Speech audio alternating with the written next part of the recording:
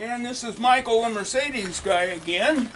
And this is a car I purchased and I'm fixing it up for sale. Only has 100,000 miles. And one of the problems with the 123 cars is this plastic shrinks and looks like crap. So, what you do is, you remove it. It pulls out the weather strip, and that's no big deal. We're going to put that back in.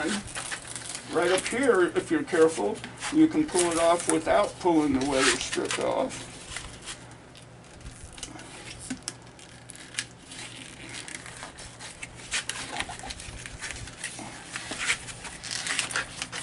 And bingo! Looks beautiful.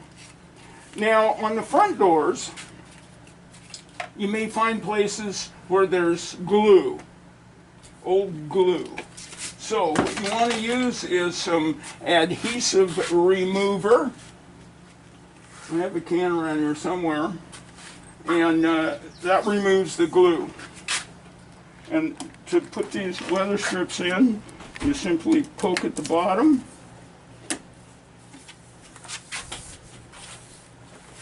And again, you poke at the inner part, and that rolls the weather strip right back into place. So that looks great compared to how it was.